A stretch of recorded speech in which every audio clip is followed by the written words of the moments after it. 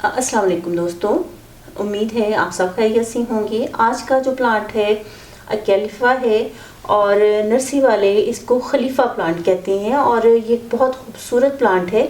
और इसके आप लीफ देख रहे हैं कि कितना खूबसूरत इसके शेड्स हैं। और ये प्लांट जो है मैंने 100 रुपीज़ में परचेज़ किया है। और ये प्लांट अगरचे हेल्दी नहीं था लेकिन उसके बावजूद मैंने ये लिया। इसकी वजह ये कि बहुत पहले मेरे पास ये प्लांट एक इस शेड में और एक ग्रीन शेड में था और जो ग्रीन था वो बहुत खूबसूरत वैरायटी थी, लेकिन मेरे वो दोनों प्लांट जो हैं केयर ना होने की वजह से ज़ाया हो गए। तो आज मैं आपसे शेयर करूँगी कि इसकी हम केयर किस तरह करेंगे या इसकी मैं केयर कैसे करूँगी ताकि ये प्लांट जो है फ्रेश हो, हेल्दी रहे और मेरे पास परमानेंट मौजूद रहे, जो कि ये एक परमानेंट प्लांट है लेकिन केयर ना होने की वजह से ज़ाया भी हो सकता है। तो सबसे पहले तो ये कि इसकी जो सॉइल है वो कैसी होनी चाहिए। इसकी सॉइल वेल ड्रेन होनी चाहिए और उसकी वजह ये है कि इसकी जो सॉइल है वो वेल ड्रेन होगी तो ही ये प्लांट बच सकेगा, क्योंकि इसको मॉइस्ट रहना पसंद है। जब किसी प्लांट को हम मॉइस्ट रखते हैं तो थोड़ी पानी की ज़्यादती भी हो जाती है। तो उस सूरत में अगर सॉइल वेल ड्रेन नहीं होगी तो आपका प्लांट ज़ाया भी हो सकता है, उसकी रूट्स रोट हो जाएंगी, फंगल प्रॉब्लम हो जाएगी, पेस्ट अटैक करेंगे।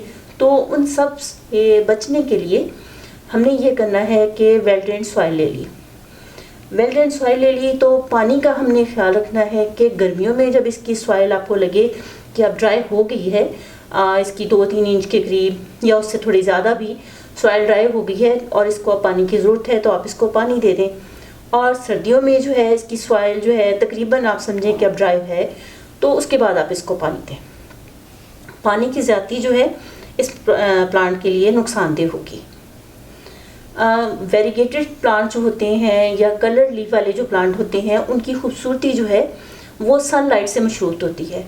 उनको जितनी अच्छी, जितनी प्रॉपर सनलाइट आप देंगे आपका प्लांट जो है वो खूबसूरत होगा। उसके लीफ जो हैं अपने खूबसूरत रंग जो हैं मज़ीद नुमाया करेंगे, शार्प कलर होंगे। तो इसका खूबसूरत कॉपर रंग जो है वो भी सनलाइट से मशरूत है। सर्दियों में आप इसको फुल डे की सनलाइट दे सकते हैं क्योंकि धूप तेज़ नहीं है, लेकिन सनलाइट आपने सर्दियों में फुल डे की दी है, लेकिन रात को आपने थोड़ा सा ध्यान रखना है कि आप जैसा कि देख रहे हैं कि मेरे इस प्लांट के लीफ जो हैं, वैसे तो ये कर्ली लीफ वाला प्लांट है लेकिन इसके लीफ जो है वो बर्न भी हो गए हैं और गिर भी रहे हैं। थोड़े बहुत लीफ गिर रहे हैं कोई प्रॉब्लम नहीं, लेकिन इसके लीफ बर्न हुए हैं और उसकी वजह ये है कि जिस नर्सरी से लिया हुआ था ये मेन रोड पे नर्सरी थी और गाड़ियाँ गुजर रही हैं, वैसे तेज़ हवा है तो इसको ठंडी हवा बहुत ज़्यादा, तो तेज़ हवा हो तो इस प्लांट को थोड़ी सी प्रोटेक्शन की ज़रूरत होती है। तो अगर तेज़ हवा चल रही है तो आप इसको थोड़ा सा ऐसी जगह पे रखें जहाँ पे सर्दियों में इसको दिन की धूप तो मिले लेकिन तेज़ हवा जो है वो इसको, या कोहरा आप कह लें कि वो सर्दियों में इसको ना मिले ताकि आपका प्लांट जो है वो महफूज रहे।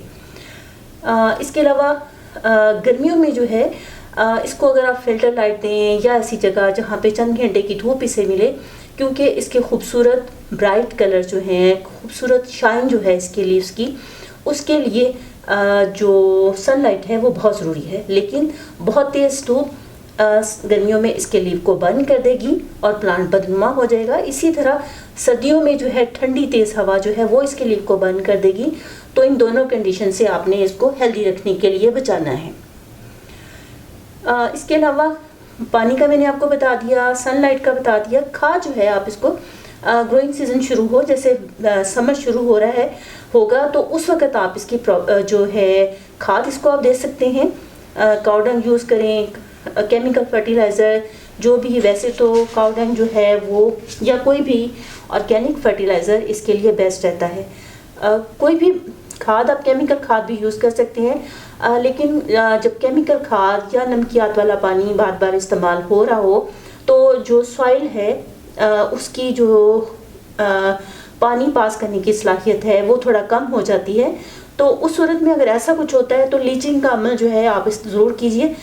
लीचिंग जो है उससे ये कि सॉइल में जो नमकियात होती हैं, जब आप केमिकल फर्टिलाइज़र देते हैं तो लीचिंग का अमल दोहराने से वो सॉइल जो है साफ़ हो जाती है और आपका पानी जो है उसमें से अच्छे से दोबारा पास होगा और आपका प्लांट हेल्दी रहेगा।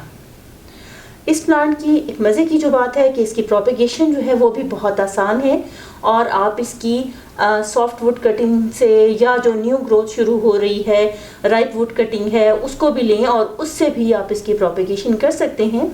और अर्ली स्प्रिंग जो है इसकी प्रोपेगेशन के लिए बेस्ट टाइम है, और आप इस प्लांट को प्रोपेगेट करें।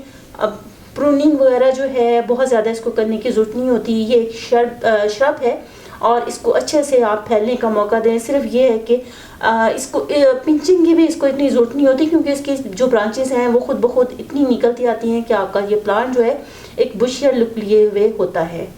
उम्मीद है आपको मेरा ये प्लांट अच्छा लगा होगा। आइंदा जब इसकी जो ग्रोथ है वो अच्छे से शुरू होगी तो मैं आपसे ज़रूर शेयर करूँगी। फिर मुलाकात होगी, तब तक के लिए अल्लाह हाफिज़।